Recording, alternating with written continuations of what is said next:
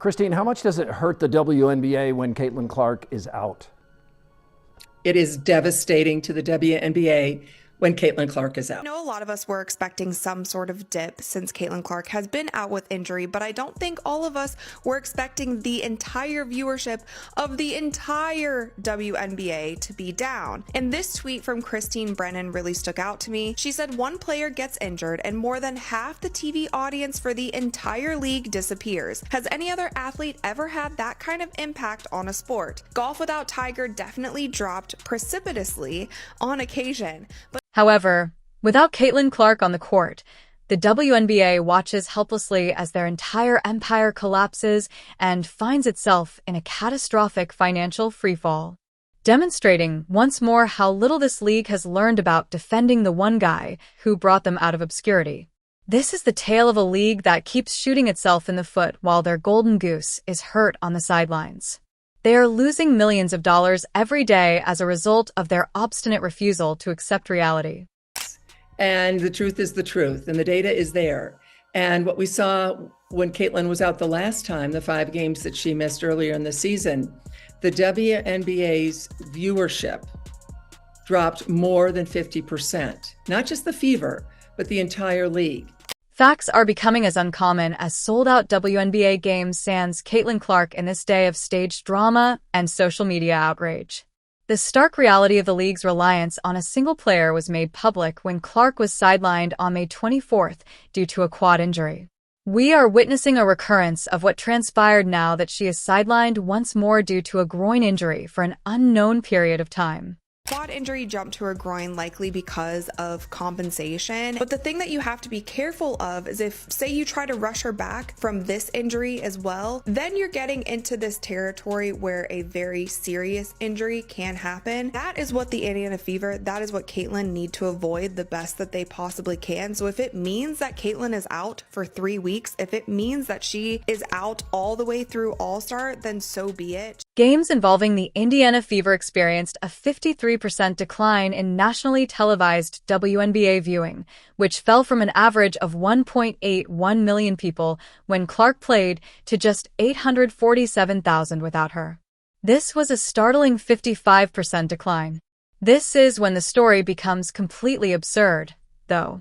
And by absurd, we mean inevitably disastrous for a league that doesn't want to grow from its mistakes. As big a deal as Tiger was in men's golf, Keith, he did, and when he was gone, it affected the ratings, but nothing like that. And, Michael Jordan being out, maybe a 5 percentage points or something.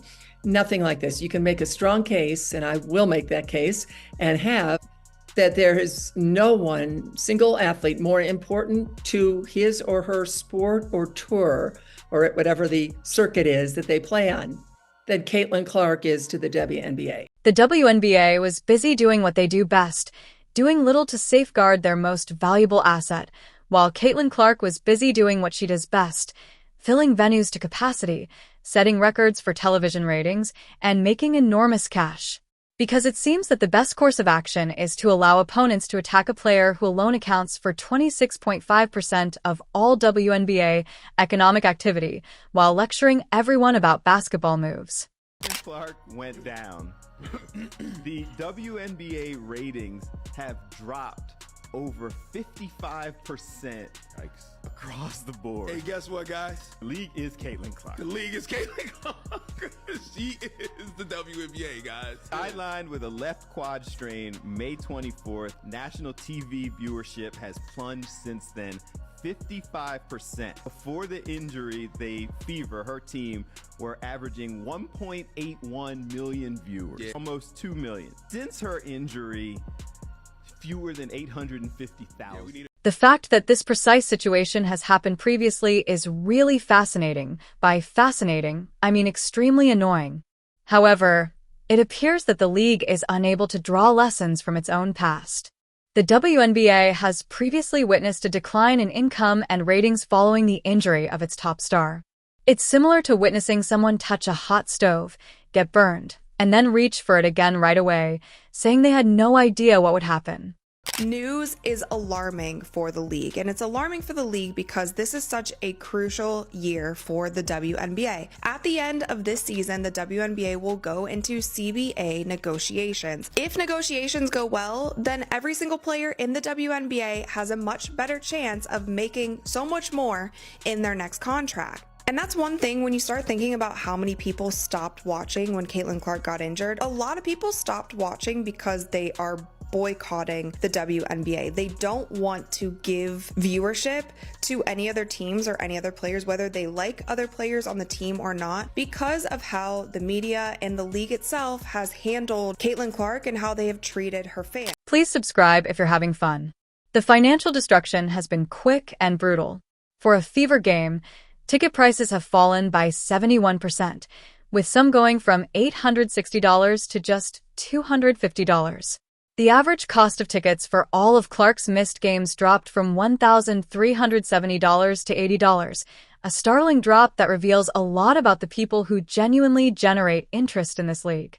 Due to the high demand for Clark tickets, road games that had been relocated to larger arenas are now finding it difficult to fill spaces that would have been completely filled with her presence.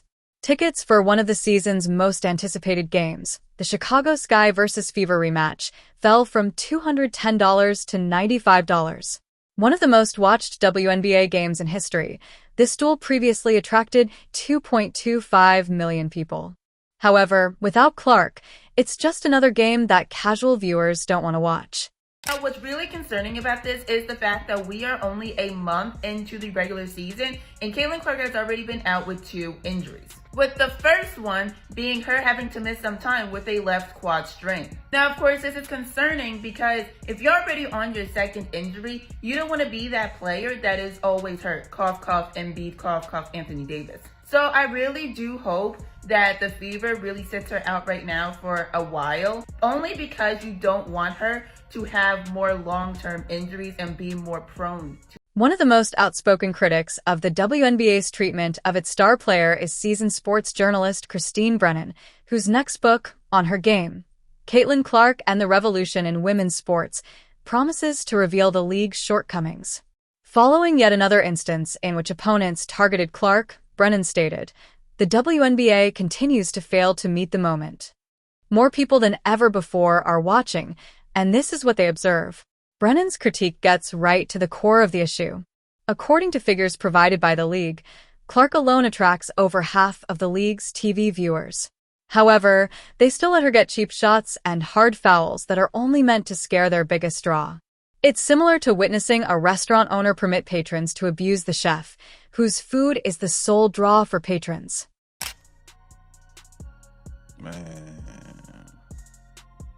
Man, bruh. Congratulations to the WNBA. Your ratings are going to drop by 55 to 60% once again.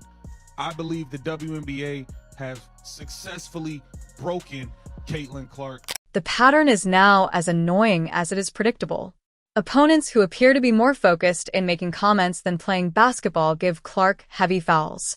5 of the 30 egregious fouls issued by the league in 2024 were directed at Clark, with the Chicago Sky accounting for 80% of these infractions. She is chastised for being overly combative when she reacts to the physical activity. She is chastised for being weak when she remains silent. The league has created a no-win situation and won't deal with it. In the meantime, the Fever and the entire WNBA environment are being severely damaged financially. This year, the league was already expected to lose $50 million. Without Clark on the court, those losses are growing at a startling rate as television ratings plummet, item sales lag, and attendance counts revert to pre-Clark levels, despite the Clark-driven spike in popularity. I don't even know where to begin, man. I hope Caitlin Clark is okay. I want to know when this injury even happened, bro, because let's be serious here. She has the quad injury. Mind you, Caitlin Clark hadn't missed a game since she was like 19 years old, since she was like 18 in college or something. Now she has a groin injury. We've never seen Caitlin Clark play as bad as she played the last 3 games. Let's just be serious here. She's like 1 for 20-something on threes in the last 3. We've never seen her shoot the ball this way. I'll say that. Has she been hurt and playing through this? The most damning thing about this whole issue is that it was entirely avoidable. When Clark first entered the game, she was a modest rookie who constantly complimented her colleagues while drawing attention away from herself. For someone who is just 22 years old, she responded to criticism with incredible poise and maturity. The league had the opportunity to support her, shield her, and leverage her fame to improve the sport as a whole. Rather, they let petty politics and jealousy ruin what ought to have been a celebration of women's basketball. The consequences of the Clark's injury go well beyond ticket sales and TV ratings. Now, corporate sponsors who made millions of dollars worth of investments based on the Clark-driven growth are wondering if their choices were prudent. This circumstance highlights a basic issue with the WNBA's self-positioning. The league appears to be torn between wanting to embrace every bit of manufactured drama that could spark social media engagement and wanting to be regarded seriously as a professional basketball business. It is not possible to have it both ways. Professional leagues uphold the integrity of competition while safeguarding their stars. Drama clubs in high school create controversy in the hopes that someone would take notice. The thing I admire about Caitlyn, she's a warrior. She's tough. You hear me? Bruh, you just don't see players, you don't see female basketball players like her. I'm sorry. I haven't seen a lot of female basketball players, like I said.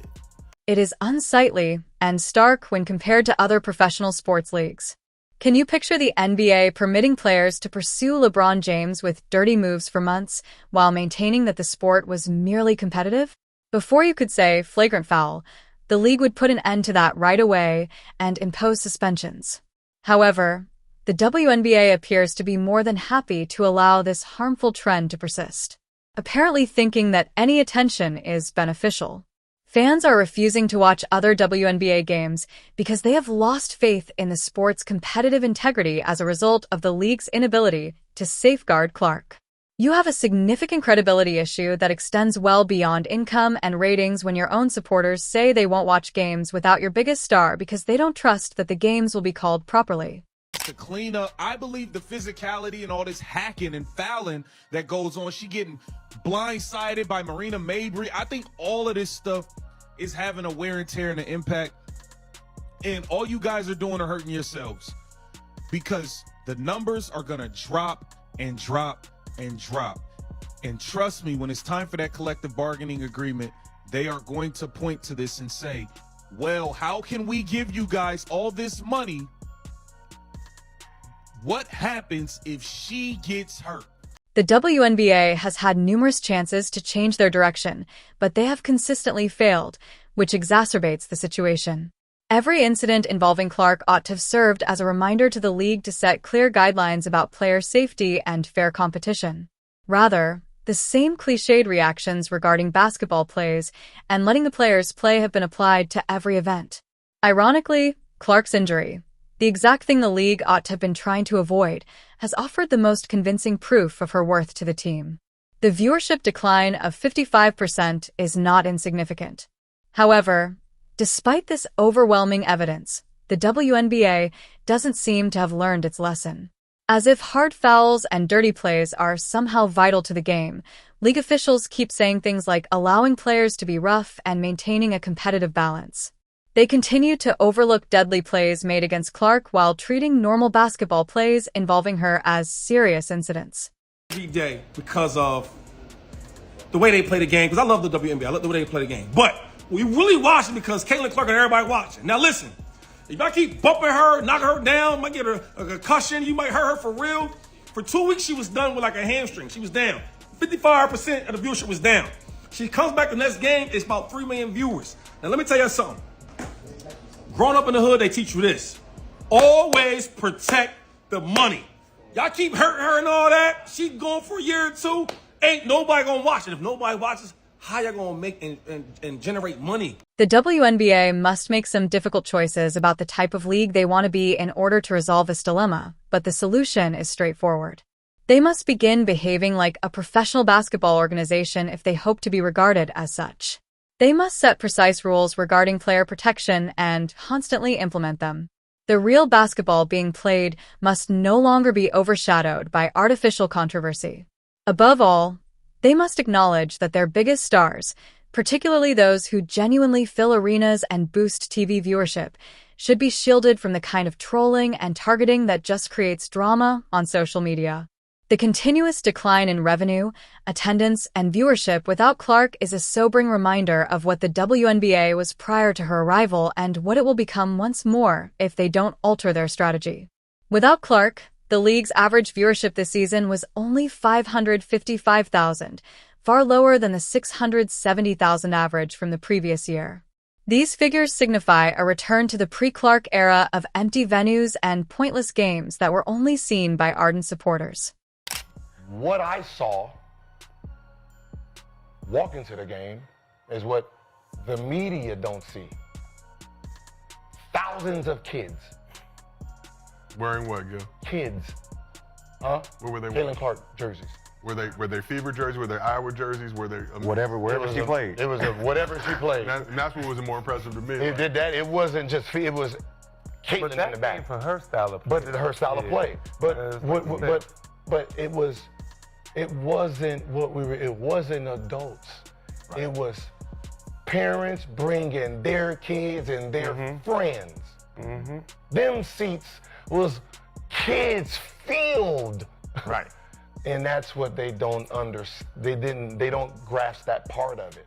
The fact that this whole thing didn't have to go this way is the most awful part of it all. The WNBA might have leveraged Clark's popularity to create a solid basis for long-term growth if they had properly protected and promoted their top player. Rather, they've built a house of cards that falls apart as soon as their greatest draw leaves the court. The WNBA will continue to go through these boom and bust cycles, where the presence or absence of a single player dictates whether or not anyone bothers to pay attention, until they learn to protect and promote the players who genuinely generate interest in their league. The question is whether the WNBA will eventually learn to safeguard their golden goose, or if they will keep up this destructive trend until they have utterly wasted the chance that Clark's popularity has given them. The smart money isn't on the league suddenly being sensible, based on what we've seen thus far.